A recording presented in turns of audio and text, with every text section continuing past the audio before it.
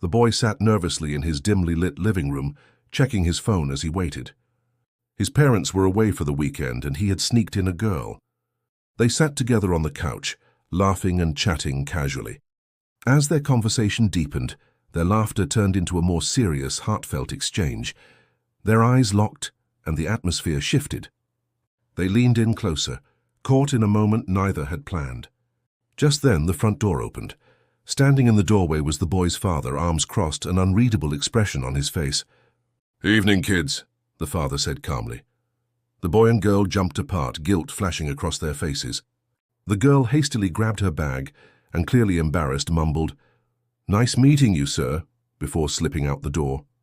The boy braced himself for the inevitable lecture or punishment, but his father simply turned and walked into the kitchen without another word. At dinner that night, everything seemed normal. His mother chatted away, oblivious, while his father ate, as if nothing had happened. The boy, however, could barely swallow his food, eyes darting toward his father, waiting for the other shoe to drop. But his father remained silent on the matter. Instead, midway through the meal, he casually said, "We're going fishing this weekend, son."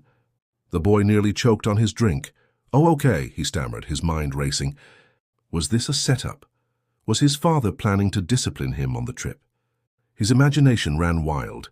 Maybe he'd be left stranded on an island or forced to gut fish as punishment. The boy and his father arrived at the lake on a warm summer morning. The water shimmered under the sun, birds chirped, and a gentle breeze rustled the trees. They found a perfect spot in the shade, sitting on rocks with their fishing lines cast into the clear water. The boy, still tense, kept stealing nervous glances at his father, expecting a sudden confrontation. But nothing came. Instead, they sat in peaceful silence, waiting for a catch. Then the boy's fishing line tugged hard. His heart pounded with excitement as he reeled in a large knife fish, its body glistening. "Whoa, I caught one!" he exclaimed. He examined it, then sighed. "Too bony, I'll throw it back." His father, who had been watching quietly, stopped him. "Why would you throw it back?" he asked. "There's more bone than flesh," the boy reasoned. "Not worth the trouble." His father nodded thoughtfully, looking at the fish. "That may be true. If a bone gets stuck in your teeth, you can pick it out. But if a bone gets stuck in your throat, it'll be with you forever. Choose wisely." The boy stared at his father, processing the words. It was more than just a lesson about fish. It was about life, choices, and consequences.